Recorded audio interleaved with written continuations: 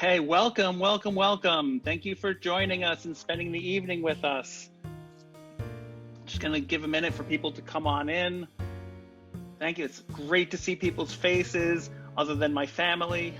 Not that I don't like my family. So if you're inclined to come off, to show your faces, please feel free to do so. We'd love to see you. If you don't want to, of course, we respect that. Hi, my name is Bill Tavener, and welcome to the American Journal of Sexuality Education lecture series. I'm the chief editor of the American Journal of Sexuality Education, and I wanted to thank you all for joining us this evening. And I hope you and your loved ones are doing well during these very difficult times. I'm pleased to introduce our guest speaker for this evening, Sameera Qureshi. Sameera is the Director of Education and Training with HEART, H-E-A-R-T. That is a nonprofit working to ensure Muslims have the resources, language, and choice to nurture their sexual health. She works at the intersection of Islam, sex education, and the lifespan. Sameera also serves on the editorial advisory board for the American Journal of Sexuality Education, and tonight she's going to discuss why those from faith backgrounds, such as Muslim communities, benefit from and need comprehensive, values-based sex education. We're going to ask our speaker to speak for 15 to 20 minutes, or possibly longer, and then we'll open it up for a few minutes of Q&A. We used to have a hard stop at 6:30. We do have a little bit of flexibility at the end, so if your schedules permit to go just a few minutes over, we can do that if we want to. I've upgraded to the paid Zoom account. So welcome, Sameera. Thank you for speaking with us tonight, and welcome everybody. Thank you, Bill, and thank you everyone for joining this evening. I was telling Bill, it's such an honor to be here on this platform. I hope you're all keeping well as your families during this time, and I'm excited about the next 30 to 35 minutes. As Bill said, I probably will be talking closer to 25 minutes and encourage you all to type questions in the chat box. If I find that I'll be answering them, if the content comes later, I'll probably answer them closer to the end. So hopefully we have some time to interact. So HEART, as Bill said, is an acronym. We have been around for 10 years. We are a team of 5 identifying Muslim women and 22 trainers across the country. I'm based in Virginia, originally from Canada, and we love acronyms at HEART. So our name is Health Education, Advocacy, Research, and Training.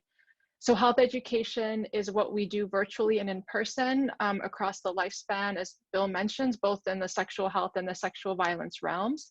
We do a lot of advocacy work, so that's one-on-one with Muslim survivors or individuals who need support with reproductive and sexual health education.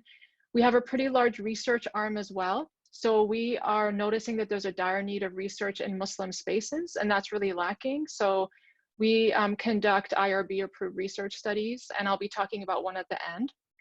And we also conduct training. So this is an example of a training, working with professionals who are interested in or work with Muslim communities. And so we are looking at capacity building. With HEART, we're prevention and education based. So our mission and vision is what Bill had mentioned. We are at the intersection of sexual health and violence, and we strongly believe that comprehensive sex ed is not only empowering for sex ed reasons, it's also a strong factor in being able to prevent and confront sexual violence. And so you might notice some of that language in the talk this evening as we go through the content. So for 30 minutes, I have 3 objectives, and maybe this is a little bit wild for me, but I'm hoping that we all can get through the content together. The first that I'd like you all to walk away with is to understand the nuances of values-based sex ed and its importance in the context of this work. I'm going to be taking you through 3 lesson plans that I've done quite often with Muslims that you can adapt for folks from different backgrounds, religious or not, that are values-based. And the last piece, I always want to do an action item for you all, is to walk away with some reflection questions on how you can assess your work as sex educators, as practitioners, to potentially implement some of what we learn today in your own work, virtually and hopefully one day again in person. So let's begin by setting the context about what we mean by values-based sex ed.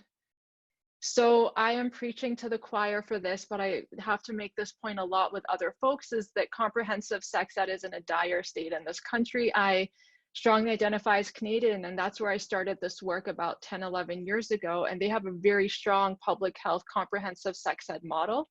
And so I'm coming from that framework of wanting to be optimistic and balancing it with the reality of sex ed in this country. And so I want to acknowledge that because of that, there are factors outside of our work and outside of our scope that we may not be able to control, even though we want to conduct and implement comprehensive sex ed. There are barriers that are systemic that may actually prevent us from doing that. And this brings me to the next point that I think is really important to understand is I think we can all agree that sex ed is a human right that demands a comprehensive ecological approach. So we do not exist as sex educators in a bubble. We work in communities, we work in schools, we work in different landscapes. And at the same time, there are institutions that may have more power, access to resources and money that can either support our work or actually hinder it.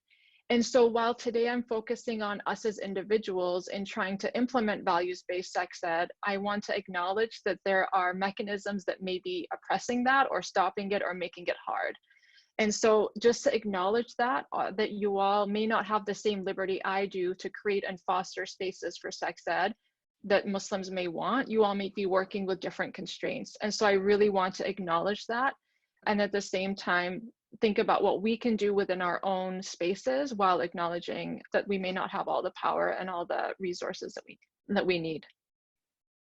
So when I say values-based sex ed, I think we may all have slightly different variations of what that means. So I think it's really important to lay the foundation of how we're defining it at heart and how we've seen it to work. So values and beliefs are two different things. Religious beliefs, we believe, are tenets of a faith tradition that followers embrace and that they're taught to embrace. Values, on the other hand, are beliefs that are integrated and lived through practice. There's a decision to take the belief that's been given to you and live them in your day-to-day life. So ideally, when we're talking about sex ed and decision-making, values guide decision-making, not so much beliefs.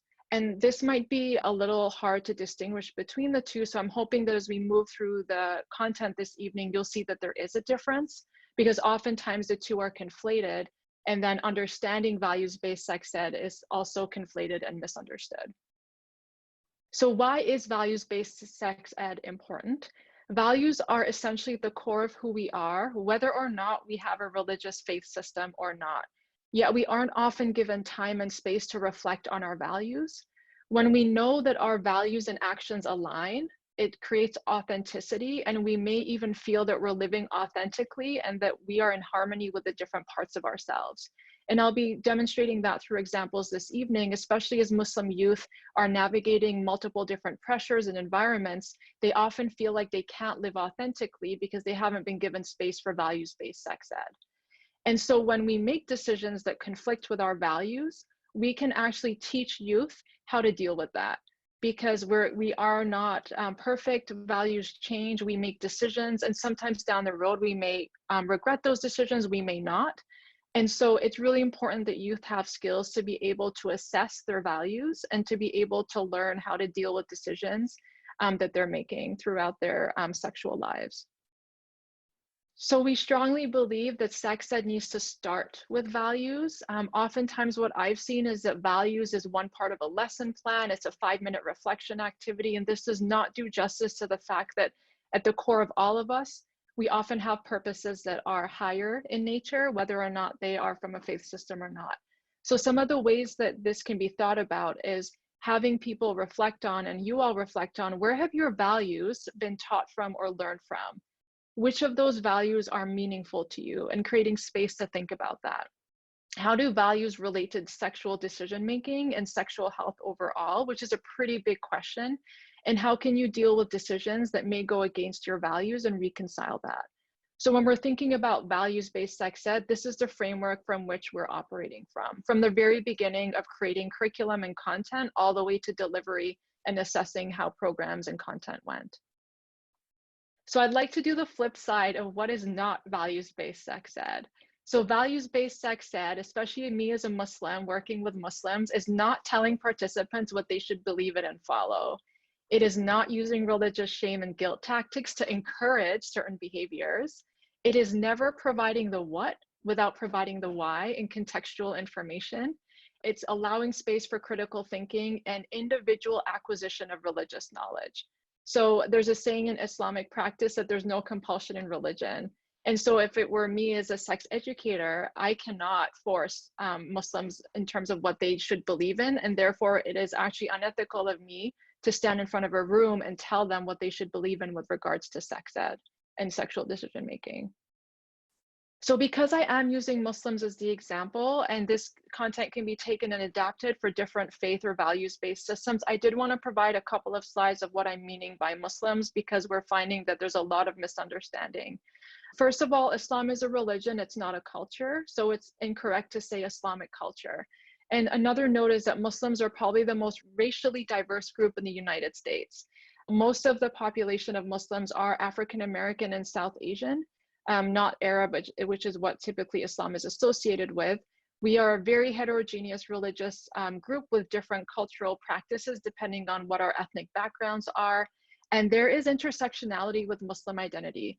So oftentimes people will come to me in heart and say, can you do an Islam 101? Like, how the heck do I work with Muslim youth and sex ed?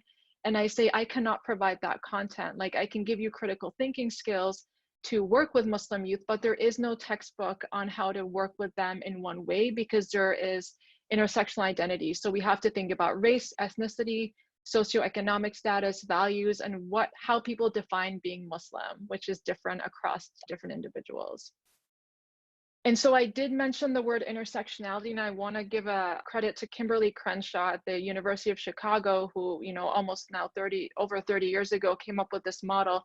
But what you're seeing is an example of what I mean by intersectional, given that even in my work in a space where it's all Muslims, like, this is something that we have to consider. It's not just about being Muslim. It can be that you're biracial, queer, transgender, Black, African American, you're an immigrant, you're an undocumented person, you identify as LGBTQ. So this is the nuance of what values-based sex ed means, is that we're giving space for individuals to define what it means by their values as Muslims in an intersectional way. So that's why it cannot be didactic in terms of using religious beliefs to teach sex ed. So I want to give a tangible example about the consequences of when Muslim youth do not receive values-based sex ed. So Sauti Yetu is a nonprofit that serves African women and girls. They're based out of New York City, and they focus on sexual and reproductive health. And in 2014, they published a resource based on some research they did, where they had teenage youth, girls who identified as African, and they put them in two different contexts. One context was mainstream school-based sex ed, and the other was values-based sex ed. And so they interviewed the youth about how their experiences were, and they compared the outcomes in terms of what information the youth actually remembered after the curriculum was done. And so the first part was qualitative. Youth wanted to know more about sexual relationships than just the physical part. They wanted guidance from their parents, because they realized that they lived in a collective society, as many Eastern societies, such as Muslim ones, do, where it's really hard to separate yourself from a family system and a community system. And so youth found it really difficult to separate the information from the context that they were living in. And so the last part is really important, is that what was found was that the information they learned in school was compared to their context at home. And if there was not synchronization in that, the information taught was often ignored or discarded. So for example, a simple example of this is if you think about teaching kids about condom use. So typically it's taught in a way where it's very basic and there's a certain process and mechanism for it. So if you were to put these girls in a lesson plan that dealt with condom use, and in their heads they've been taught that premarital sex is religiously not allowed until marriage, they're not going to even be taking in the information, because the way it's being taught is in contradiction with their family system and their values. And so this is really important to consider, is how much of the information that's critical and life-saving are not reaching youth who need it, because it appears to be in contradiction with their values, when if their values were just woven into the conversation, they may be able to take it in and embrace the information and change their actions as well. Another brief example before I move on to some examples of lesson plans is this study, and the next slide cites this, was a doctoral dissertation by a colleague of mine in Canada in 2014, where she surveyed 430 Muslim youth ages 17 to 35 across Canada and the US. How many of them participated in premarital sex? The stats for our community were pretty astounding. Even though as a sex educator, I already knew this was happening, where 66% of Muslim adults said that they had engaged in premarital sex. And that of the 1/3 that did not, 50% of them had thought about it. And so this shocked a lot of people in terms of, wait, like, why is this happening? And the answer is pretty simple. Muslims typically only have access to two types of sex ed: secular and mainstream sex ed, which is not typically values-based, or it might be Muslim-based sex ed that is too religiously didactic, and it is not giving them the space to critically think about the information and infuse their own decisions into it. And so that's what we're probably seeing happening here. And so this is the citation, 2014, and it's available online. And another part of the study that was really fascinating is where Muslim youth got information from. 76% was from schools. I laugh at the 4% at a mosque and joke that that's probably like 5 mosques in all of North America, since there are many mosques in this country, in Canada. So it's showing that our community is not meeting the needs of our youth. And this is why we're seeing what we're seeing in terms of decision making. So what does it practically look like, given that I've talked a lot about theory and the why, in terms of what values-based sex ed will look like? So I would like to show 3 different examples from lesson plans that we've created and facilitated with across the lifespan with Muslim youth and adults. So the first one is a healthy relationships workshop. This was geared for a Muslim group here in Washington, DC, and the age group was probably around 18 to 25. So usually, most of them were identifying as single Muslim professionals. So when we talk about healthy relationships, and I remember this workshop in particular, it was 3 hours long. We spent 2 hours on part 1, just focusing on self-development in terms of what it means to be in a healthy relationship.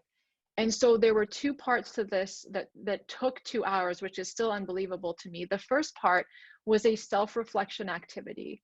So when we're talking about values, one of the things we try and do is give people the space and time to reflect on what their values are and the barriers that they have growing up that maybe prevented them from receiving sex ed. So this is one example that was developed by one of our Heart staff members in terms of what your mental and sexual health experiences were growing up in Muslim spaces. So we have a 2-page reflection activity, individuals read through it, and then we have a discussion about it. And this can be very difficult and triggering to read through, because the feedback we get again and again is that how many barriers Muslims have in their community spaces to getting sex ed. And so this is a great way in your own lesson plans and in your own work with individuals to start framing what it means to have values-based sex ed. It's giving them space and time to reflect on their experiences and to give themselves compassion for being where they're at, because oftentimes there's a lot of shame I find within Muslim spaces in terms of them feeling like they don't have what they need, when the main reason is because there's not the resources available that speak to their values. The second part of the Healthy Relationships workshop was focused on self-development in terms of what you need as an individual yourself before you enter into a relationship with someone else. And this might seem like really common sense for individuals in this webinar, but because we don't have Muslim spaces that talk about self-development in terms of relationships, this was really important for us to create space for it. And what it looked like was creating these categories in terms of what values and self-development means. So the groups, there were about 30 attendees, so 4 to 5 people were broken up into groups, and they were assigned each of these categories, and they were given time to really plot out, what are my values for a relationship, for what I need in terms of myself. And what we gave them, because a lot of people had a hard time with what do you mean by values? Like, what does that mean? We created a chart of values that a lot of them are Islamic in nature, that we withdrew from our religious context. And then we gave it to them as a means to think about, this is what we mean by values. And so this is one that specifically is with regards to sexual activity in terms of decision making. But we said, you know, the various adjectives in the boxes below are example of values. And what do you define as 5 important values as an individual that you must have met in a relationship in order for it to feel safe, loving, and respectful? And so they had a lot of time to work through this. And what the feedback that we received was that it really opened their eyes in terms of thinking about what is important to them as individuals to have in a relationship and to be able to communicate that with their partners, which was really impactful. The second aspect of values-based sex ed that I want to touch upon is abstinence. From a faith tradition perspective, abstinence is something that's in all major Abrahamic faith, Islam, Judaism, Christianity, and it's something that comes up again and again. And so I want to show the difference between fear-based abstinence, which is strong in this country, which is strong in my community as well, and compare it to empowered-based abstinence, which is what we're trying to teach our Muslim youth in different spaces. So when we talk about fear-based language around abstinence, we all know what this sounds like. Sex before marriage is a sin and punishable by God.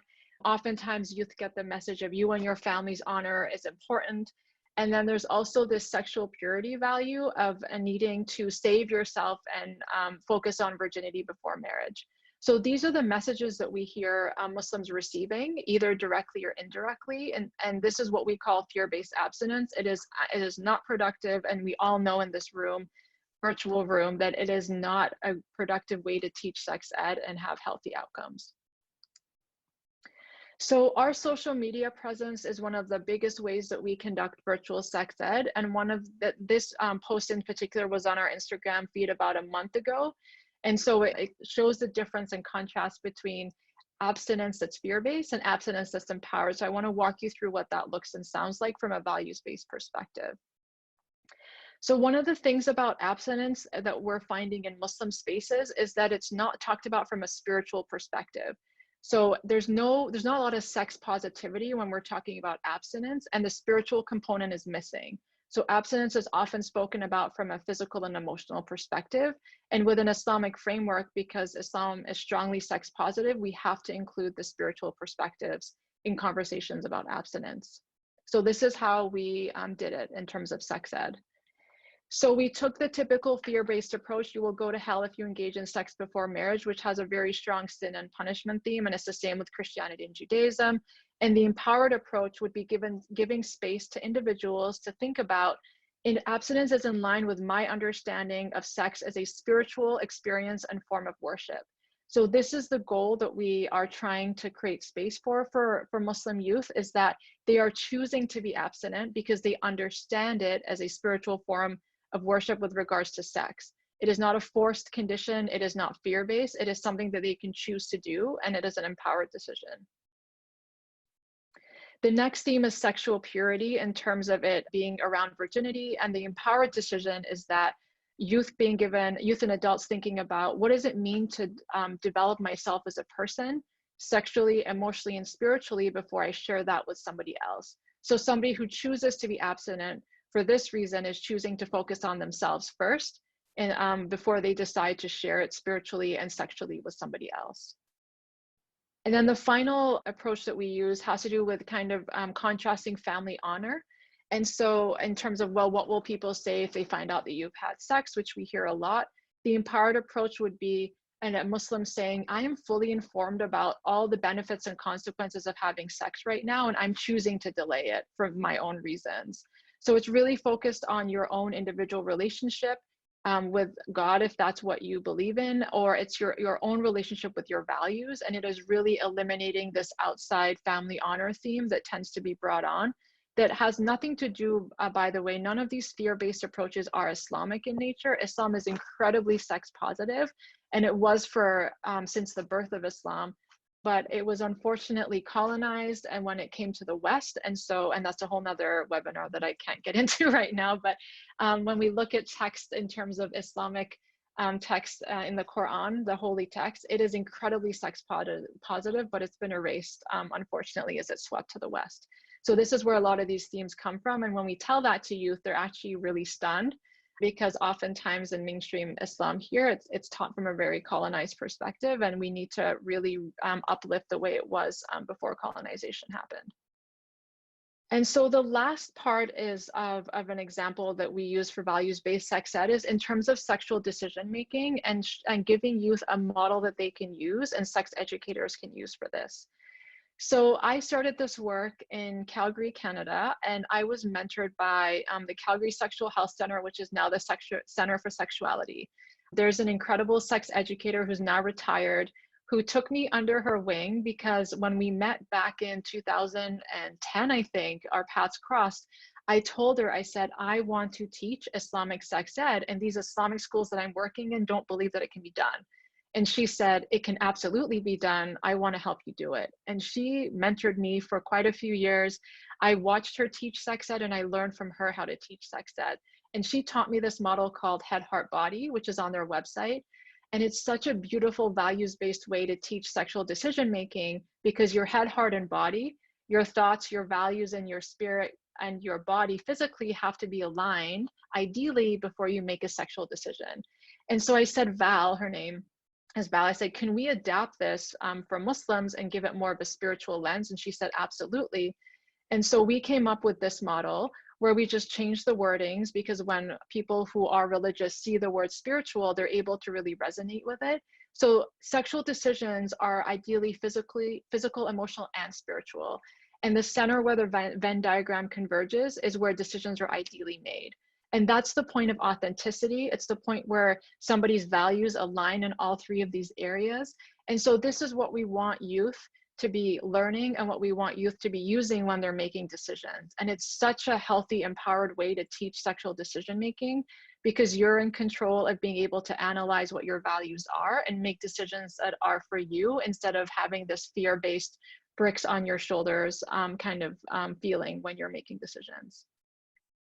I just want to check the chat box because I'm seeing a ton of comments. And so, okay, cool. So we're almost at the end and we have time for questions. So I'm probably talking a mile a minute to you all, so I apologize. What are some possible next steps in terms of taking this information and integrating it to your own practice as professionals?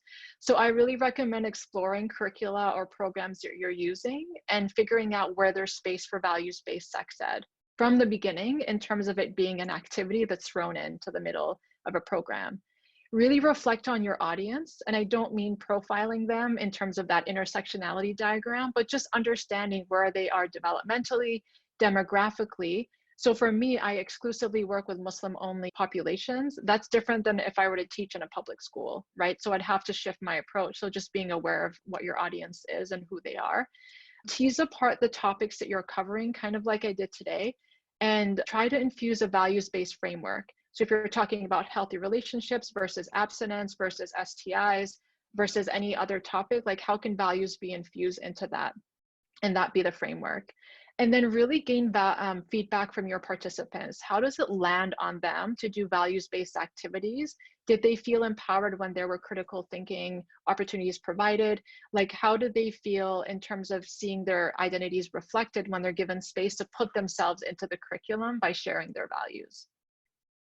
I just wanted to also share what we offer. So we all, I'm blanking because I'm fasting, but what I wanted to say was that we offer virtual programs in terms of education and capacity building. So typically workshops like this are hours longer. And so if you're looking to understand sex ed approaches for Muslims, definitely feel free to reach out to us. And we do a lot of capacity building trainings at the intersections of sex ed and sexual violence. And for example, we're hopefully going to put this recording up on our Facebook page where you can all access it and share. So we're really open to working with you all to try and spread this word about values-based sex ed. And so a few of you did ask for resources beforehand. So I'm sharing some on the screen if you're interested about what it means to work with Muslims and sex ed. So you can take a screenshot, or this will be also on the recording that you can view later. And our website will also be on the next screen that I share as well. I don't recommend diving into a copy of the Quran right away, because even as a Muslim myself, it takes a lot of scholarship to understand because it's so contextual, it can't be taken literally. So the books I'm recommending have been written by scholars that are accessible to those who are even not Muslim. And that is our social media contact and my email. So I'm going to pause and stop talking so I can check the chat box and see if there are any questions. And you can feel free to take a screenshot of the contact info as well. So yes, the slideshow will be shared. I know I spoke about 200 miles a minute, so I apologize.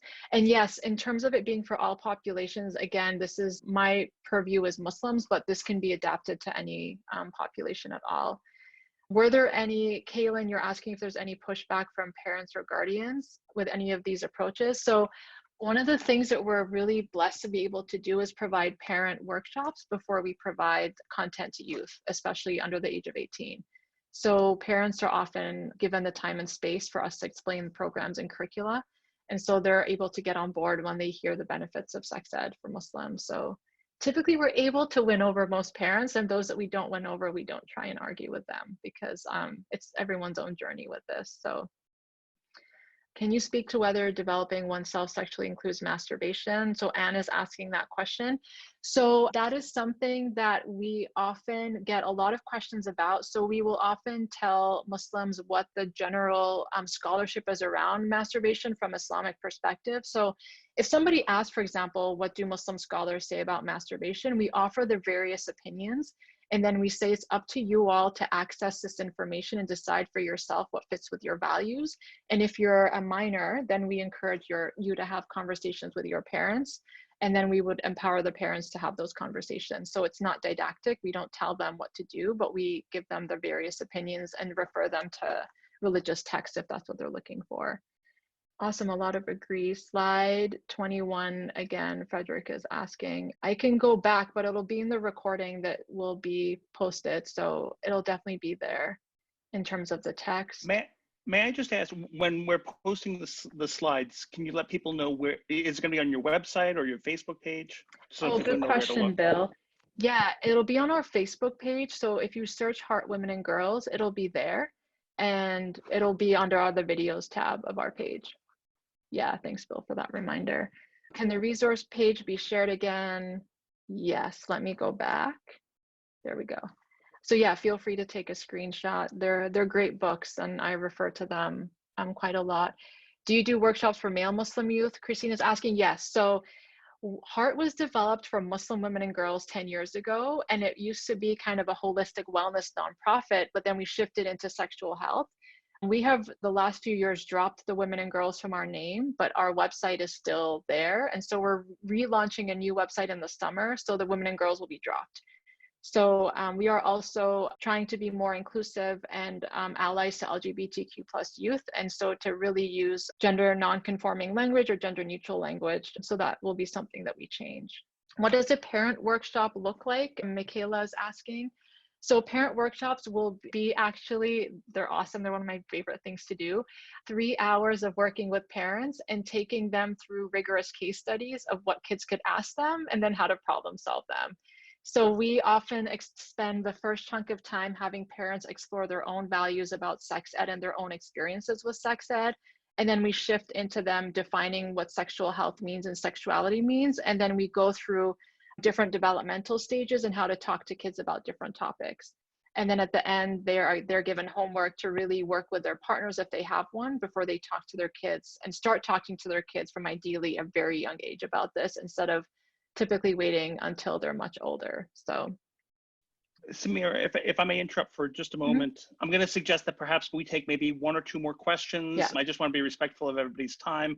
We can go over a little bit, but I want to certainly be respectful of your time and everybody's evening plans. Thank you. Yes. So I'll just take one more. So Frederick is asking, if you're not knowledgeable of scripture and a parent or custodian asks, how might you recommend to respond? So the first thing that we recommend is meeting people where they are at and acknowledging that if they are coming with a certain values-based framework, then that's what they're carrying right now. And it might not be our job to correct that right now. So I'll often ask them, can you give me a bit more context about what you mean?